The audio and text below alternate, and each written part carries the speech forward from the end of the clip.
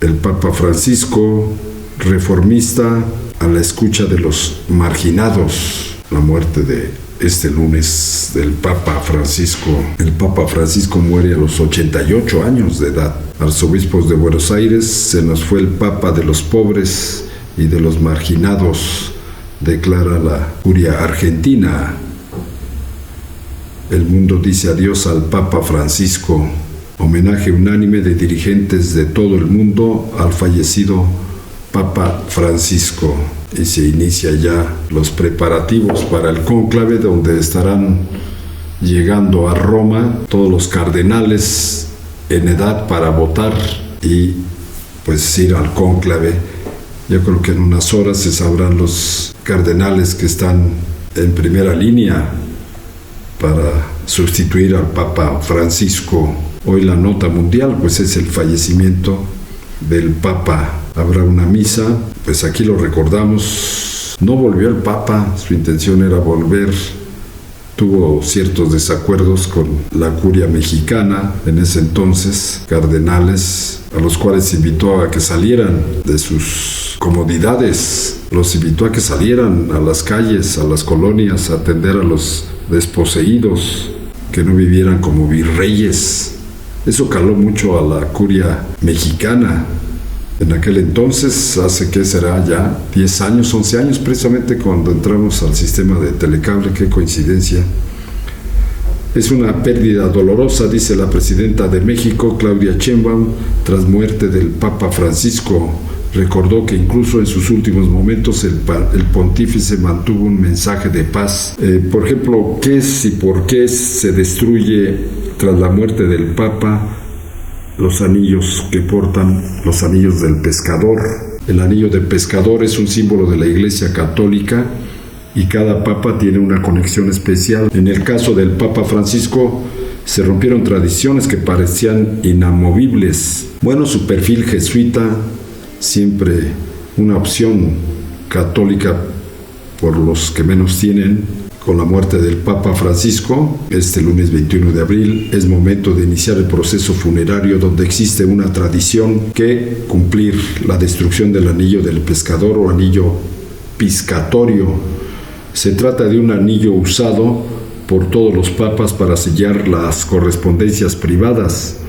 Su origen se rememora al siglo XIII, aunque fue hasta el siglo XV cuando se convirtió en un símbolo del máximo estatus dentro de la Iglesia Católica. La fabricación del anillo del pescador se realiza en oro, según la tradición, y aunque anteriormente se usaba para el sellado de documentos oficiales, ahora no lo es, pero mantuvo su significado como un símbolo de estatus, dado que solo el jefe de la Iglesia Católica puede portarlo. Cada nuevo papa recibe un anillo único grabado con su nombre para establecer una conexión más personal entre los representantes de la Iglesia de la Tierra y el poder divino. Esto según las creencias religiosas. El anillo del pescador, al ser un símbolo de poder, había sido reverenciado y respaldado por todas las personas quienes ante la presencia del Papa besaban esa pieza. Se cree que los fieles hacían este gesto como una muestra de lealtad al líder de la Iglesia. El anillo del pescador del Papa Francisco fue diferente al de sus antecesores, primero porque no procedía de la destrucción del anillo previo de Benedicto XVI, quien renunció a su cargo, como ustedes recordarán, el 28 de febrero del 2013. Posteriormente, falleció en diciembre del 2022 el primer papa de la época moderna, que abdicó de su papado, Benedicto XVI, de origen alemán, ustedes lo recuerdan, se fue a su casa de retiro ahí dentro del Vaticano. Bueno, en el caso del alemán simplemente se colocó una cruz encima para anular su validez, dado que aún estaba con vida cuando dejó el pontificado. Por su parte, el Papa Francisco decidió que su anillo del pescador no fuera creado en oro, sino en plata chapada de oro, como un símbolo de austeridad. A ello se sumó que, a diferencia de sus antecesores, no deseaba que la pieza fuera besada, dado que no consideraba era necesario rendirle reverencia. La destrucción del anillo del pescador de un papa significa el final de su liderazgo en la Iglesia Católica, dado que su origen era el sellado de documentos oficiales. Al destruirlo se crea el simbolismo de que ese periodo ha terminado. Se destruye con un martillo conforme marca la tradición. La pieza no tiene una evaluación exacta, dado que depende de varios factores como el gramaje en oro, su momento de fabricación, entre otros. No es un símbolo que sea material, aunque es un bien material. Es considerado por los especialistas como una especie invaluable, dado que además solo una persona puede portarla en toda su vida hasta su destrucción. Dado que el anillo del pescador del Papa Francisco era de plata, se estima un costo mucho menor al de sus antecesores. Siempre demostró su humildad y austeridad el Papa Francisco. Por cierto, los cardenales, que como ustedes saben, pues también en la Iglesia hay pues, los grupos de poder al interior del Vaticano, cardenales con mayor posibilidades de ser electos. Los mexicanos, lamentablemente, poco han estado dentro de los grupos de élite del cardenalato. Estuvo uno que fue secretario, como todo país tienen también sus secretarios de Estado, mismo en salud pública, los diferentes temas de un país. Ciertos cardenales representan esos temas, claro, ya más específicos con la religión católica. Uno de los cardenales, el primer secretario, era de la salud, que por cierto este cardenal, que fue el primer cardenal que estuvo dentro de la curia allá en el Vaticano mexicano, lo atendían dos monjitas de aquí de Ciudad Hidalgo, allá en el Vaticano. Y recuerdo esa anécdota que nos platicó una de las monjitas, que no hemos podido establecer con ellas contacto.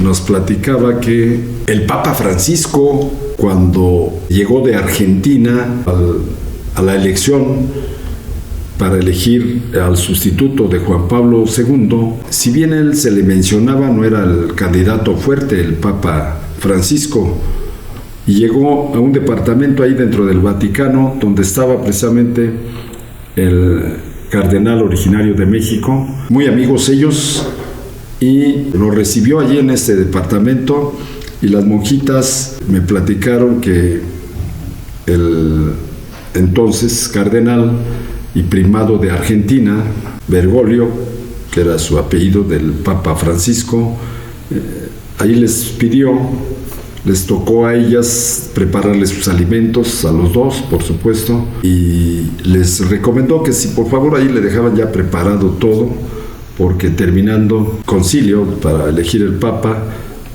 tenía que regresar a Argentina porque dejó muchos pendientes.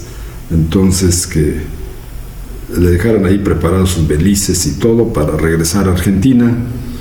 Y una de las monjitas le dijo: cardenal, usted no va a regresar a Argentina, como diciéndole, usted va a ser el Papa. Una monjita de aquí de Ciudad Hidalgo, de las dos que los atendieron allí en la elección del Papa, que pues iba a ser él.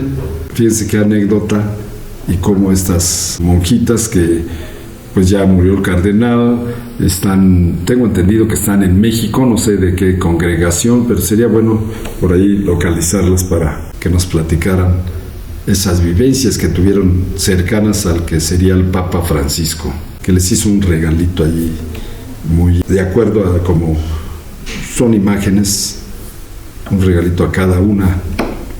Y efectivamente, después que fue electo Papa, el Papa Francisco, al primero, segundo, tercer día regresó en un taxi. Yo creo que ni les avisó, o sabes si avisaría a sus guardias personales ya como Papa electo.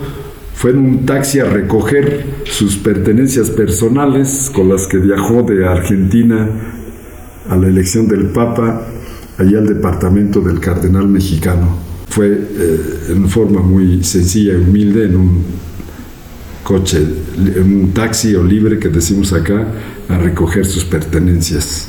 qué cosas, ¿no?, de la vida. Pues hay dos cardenales mexicanos que pueden ser papas tras la muerte del Papa Francisco. El Vaticano confirmó la muerte del Papa.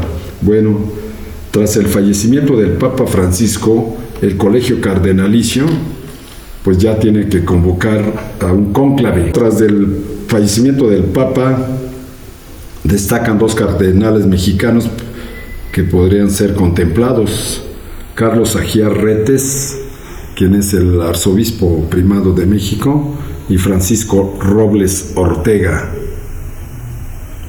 Aunque actualmente hay 5 cardenales mexicanos, 3 de ellos, Norberto Rivera Carrera, Juan Sandoval Íñiguez y Felipe Arizmendi Esquivel, que han superado los 80 años de edad, lo que, conforme a las normas del Colegio Cardenalicio, les impide votar y ser votados durante el cónclave.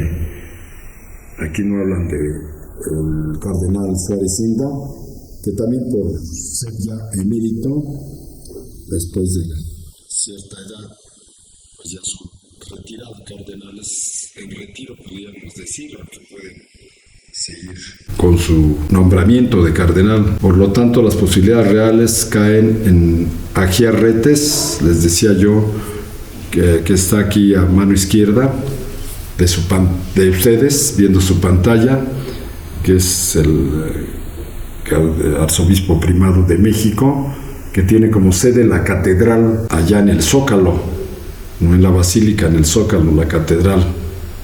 Y Roberto Robles Ortega, que aún tiene voz y voto en el proceso de elección del nuevo pontífice. Carlos Aguilar Retes nació en 1950, tiene 70 y tantos años, en Tepic, Nayarit.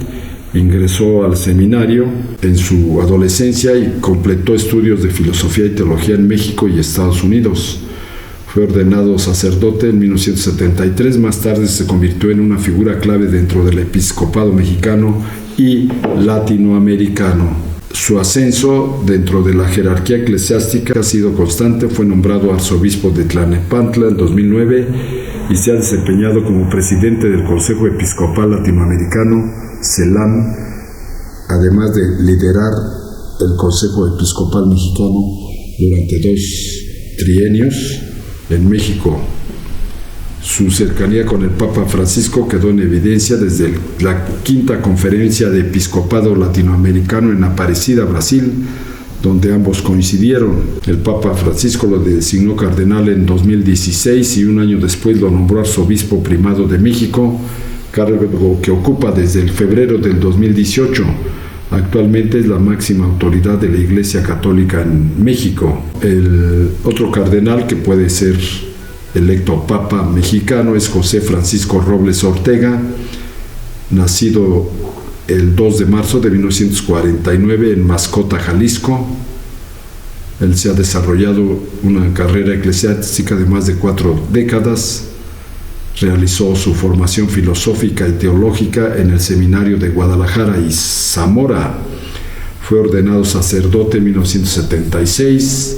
En 1991 fue designado obispo auxiliar de Toluca por el Papa Juan Pablo II. Robles Ortega ha ocupado diversos cargos de peso. Fue obispo de Toluca, arzobispo de Monterrey y desde 2011 es arzobispo de Guadalajara. Fue elevado al rango de cardenal por el Papa Benedicto XVI en 2007. Además, ha formado parte de organismos claves en el Vaticano como la Comisión Pontificia para la América Latina y el Pontificio Consejo para la Nueva Evangelización. También se ha destacado en la estructura eclesiástica mexicana al presidir la Conferencia del Episcopado Mexicano en 2 periodos consecutivos, desde el 2012 al 2018.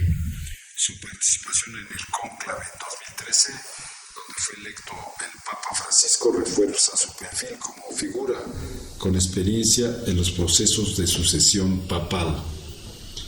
Cuando el Papa fallece o renuncia, se activa uno de los procesos más solemnes del Vaticano, el cónclave.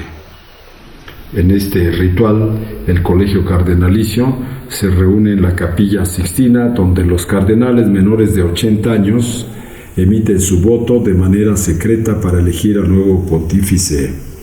El candidato debe alcanzar al menos 2/3 de los votos para ser electo. Tras cada votación, las papeletas se queman en un horno especial. Si el humo que emerge es negro, no hubo acuerdo.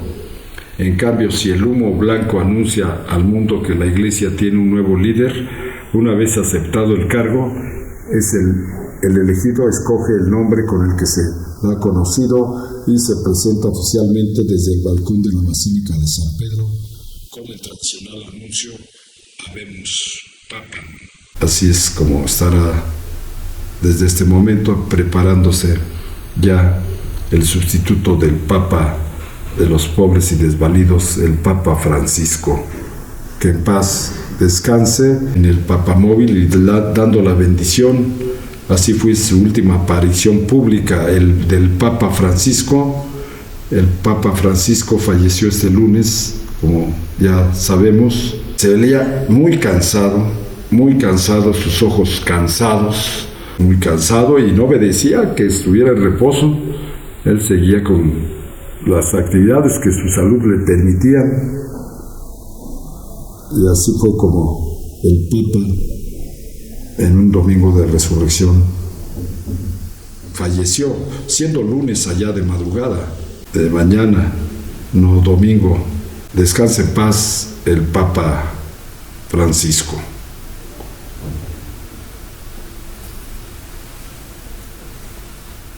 Bueno, pues el Papa Francisco, precisamente un 19 de marzo del 2013, el Papa Francisco era investido ante una multitud de decenas de miles de personas en la plaza de San Pedro y a través de la imagen en todo el mundo. Vamos a recordar este momento. Tomamos estas imágenes como cortesía de CNN. Vamos a escuchar y ver. Desde el principio, el Papa Francisco tenía un don. Buonasera. Un simple buenas noches del recién elegido cardenal Jorge Mario Bergoglio de Argentina, el primer Papa de las Américas.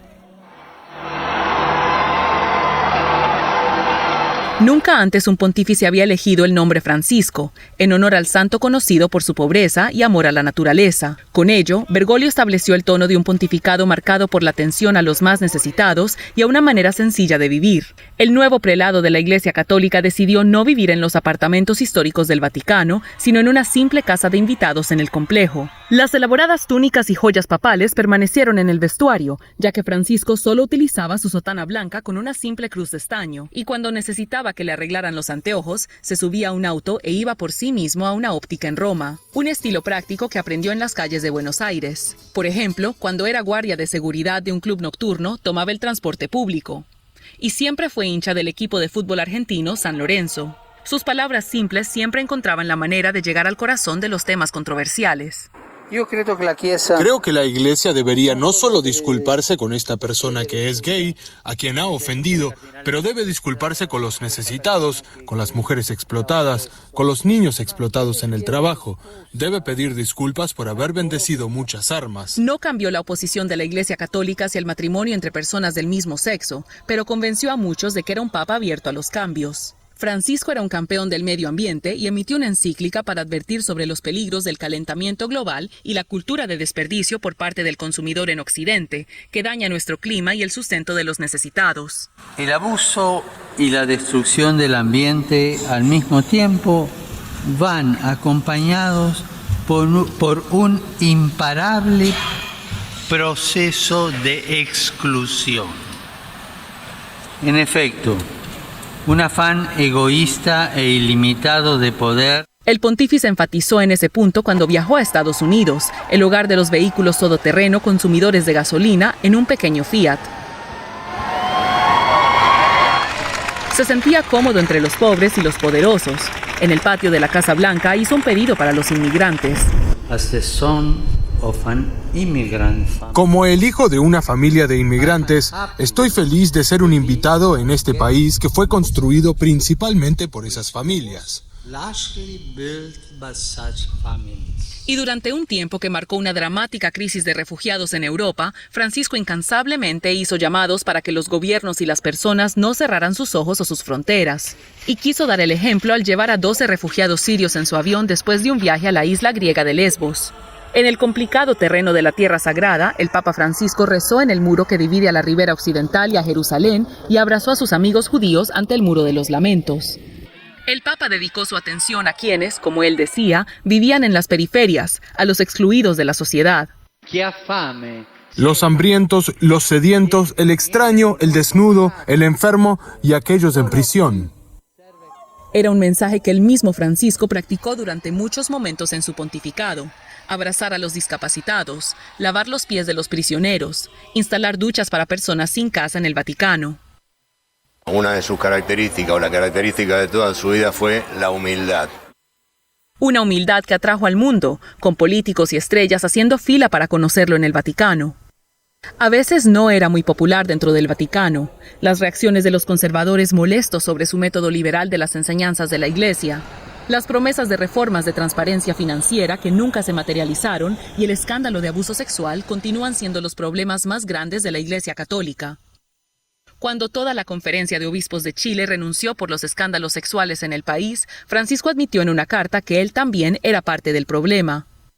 También fue acusado de ser un problema por un exdiplomático del Vaticano, quien le habría mencionado las denuncias de abuso sexual contra el excardenal de Washington, Theodore McCarrick, 5 años antes de que se hicieran públicas. Según esa versión, Francisco le permitió seguir en el cargo. No diré una sola palabra sobre esto. Francisco eventualmente destituyó al cardenal de Estados Unidos y llamó a una reunión global de obispos para hablar del problema, pero fue criticado por tomar decisiones tardías e insuficientes en cuanto al abuso sexual. No hay duda de que los escándalos de abuso sexual infantil son la mancha en su legado. Una y otra vez el Papa Francisco dijo lo adecuado, se reunió con las víctimas, expresó dolor sincero, expresó su resolución de hacerlo bien, pero la mayoría de sus críticos y muchas víctimas dirían que esto no fue reflejado con una política de acción. Cuando comenzó la pandemia de coronavirus en 2020, esta imagen del Papa bendiciendo al mundo desde la Plaza de San Pedro vacía se convirtió en un símbolo de una época sombría. Francisco le pidió a los países que compartieran sus vacunas con comunidades pobres y vacunó en el Vaticano a cientos de personas necesitadas y sin hogar. El año siguiente, durante un viaje histórico a Irak, se convirtió en el primer papa en visitar ese país. Francisco se paró encima de los escombros en Mosul, que había sido una fortaleza de ISIS. También fomentó su acercamiento al mundo musulmán en una reunión sin precedentes con el alto clérigo musulmán chiita, el solitario gran ayatolá Ali al-Sistani. Desde el comienzo de la guerra en Ucrania en 2022, Francisco fue defensor de la paz. Evitó condenar abiertamente a Vladimir Putin, pero pidió públicamente al presidente ruso que detuviera la guerra por el amor de su gente.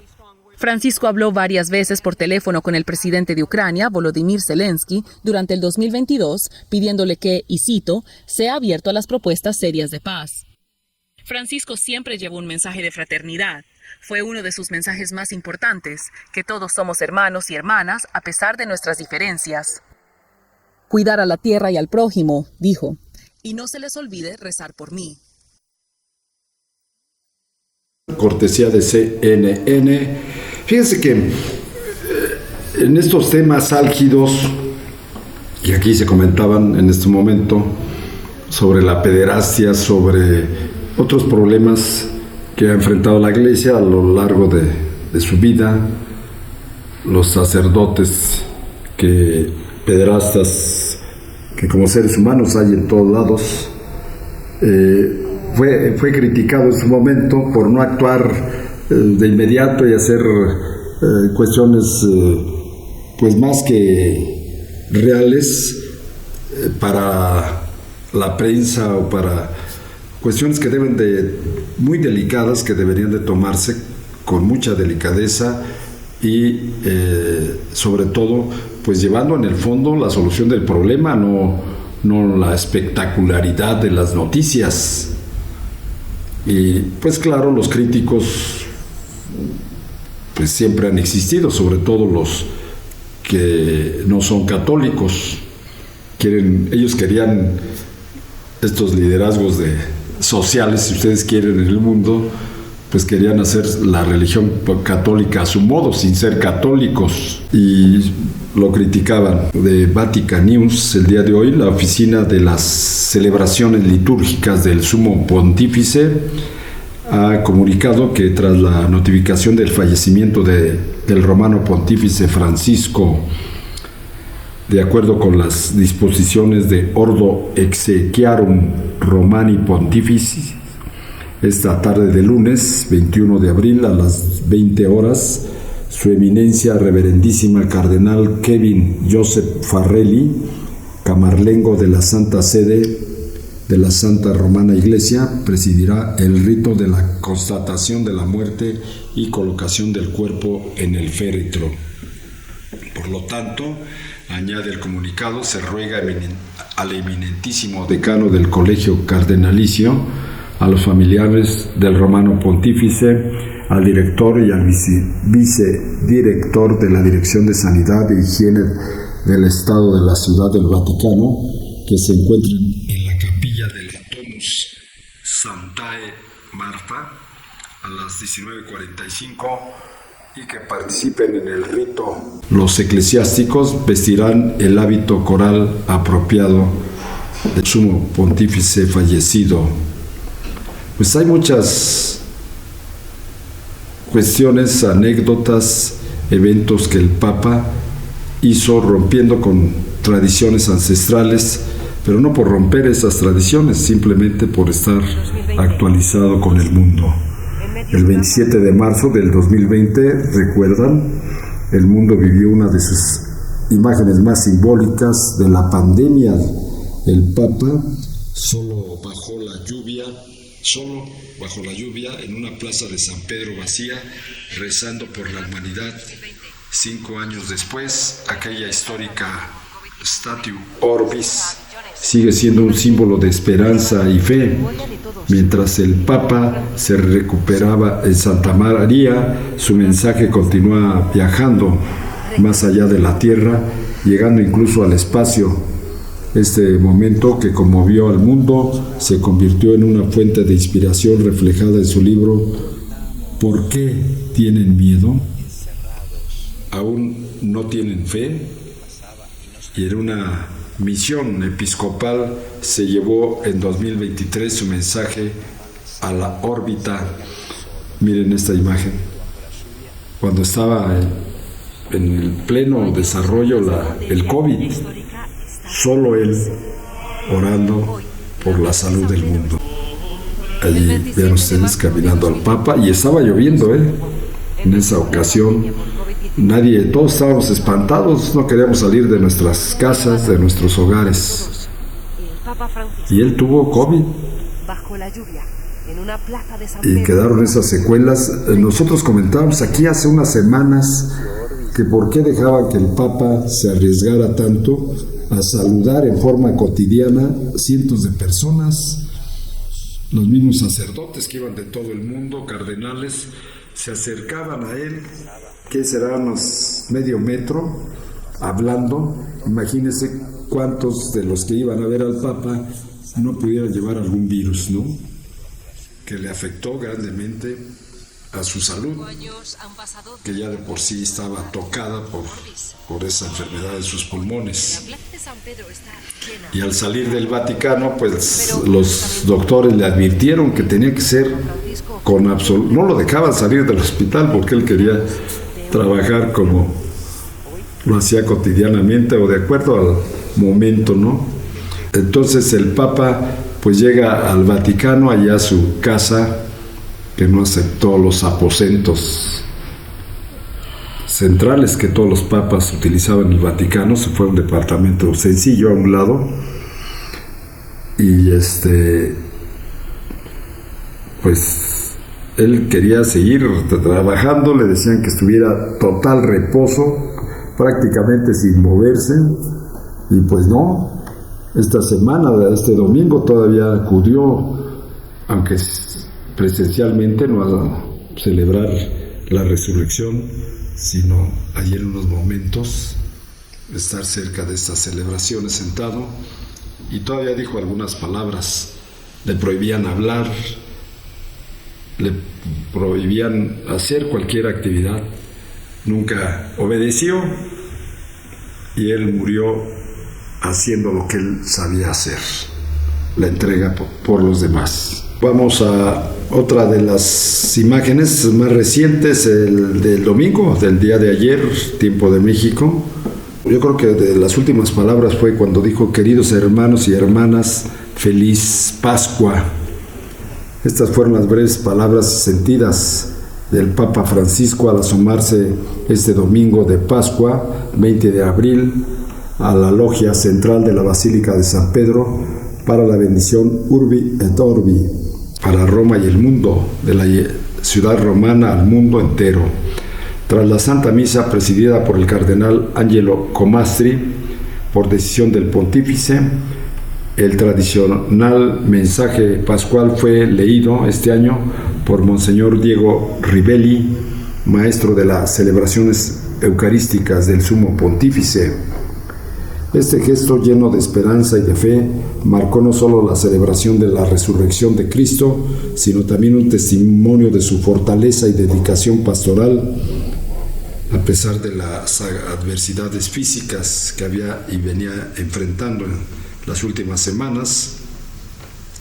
Otro momento especialmente conmovedor ocurrió al final, cuando el Papa Francisco se subió al papamóvil y recorrió la plaza de San Pedro, saludando a los numerosos peregrinos presentes, felices de verle. Nadie sabía que iba a ser la última vez que hacía este recorrido en el Vaticano. Vamos a ver, por ejemplo, alguna de sus mensajes breves que decía el Papa Francisco. Decía: la sociedad tecnológica ha logrado multiplicar las ocasiones de placer, pero encuentra muy difícil engendrar la alegría. ¿Qué frase, no? Efectivamente, encontramos momentos de diversión, de placer, pero muy superficial.